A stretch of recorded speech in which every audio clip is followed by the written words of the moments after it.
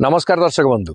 आज अनुचिंता भूमि की नहीं। भूमि बा पृथ्वी भू आउ मी भूमि आमको कौन शिखौ आसतु शास्त्रकार शुणा कहले भूरिंग भूतिम भूत भारंग बहंती भूषा जस्या भूत पाद प्रहारा मिष्टन्नंजा बास मा बास मिष्टम मित्री भूता जच्छतीयं हि भूमि।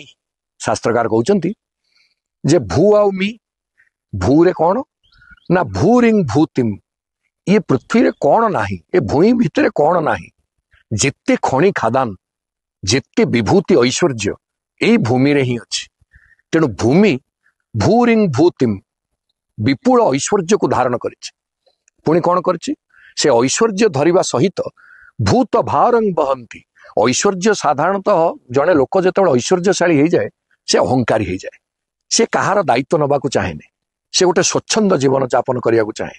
किंतु भूमि ऐश्वर्यशालिनी हेला परे भी सबु जीव मानकर भार को बहन करिछि। भूत भारंग बहंती कहला ना भूषा जस्या भूत पाद प्रहार आमे जो माने से भूमि ऊपर पाद देकी चलछे ना। तेणु समस्तंकर पाद प्रहार को मध्य सर्वं सहा भूमि से सहुची। कहले एते परे कौन दउची ना मिष्टान्नं जा बास मा बास मिष्टम आमर अन्न अर्थात खाद्य, बास अर्थात वस्त्र, आवास अर्थात बासगृह। खाद्य वस्त्र बासगृह ये तीनिटा जाक को भूमि ही अर्पण करुची। भल शस्य भल अन्न उत्पादन करुची। पुणी आमको वस्त्र आपण जेते जहा ये जो उद्भिद बा जोठू आमे पाउचे सूता से वस्त्र करुचे एवं तापर आवास भूमि ही आमको घर दउची। आमे कहेनी भूमि पूर्वा जन्मार्जिता भूमि।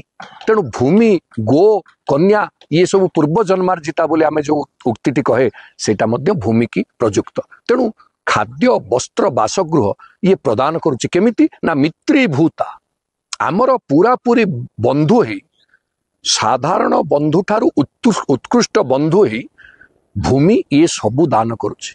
तेणु पाद प्रहार पाई भार बहन करी निजर ऐश्वर्य को एभली विनियुक्त करिछि जोटा पर उपकार रे लागुछि। तेणु सेई पर उपकारिणी भूमि को आसंतु प्रणाम करिबा एवं आजिर जो आह्वान सेव सॉइल मृत्तिका संरक्षण करंतु। माटी को जदि संरक्षण न करिबा ताहले आगामी दिन रे आमे समग्र प्रकृतिर असंतुलनता पाई आमे कारण हवा। आसंतु आमे सेति पाई सतर्क हवा, माटी बा भूमि को प्रणाम करी तार सुरक्षा पाई यत्नशील हवा। जय जगन्नाथ।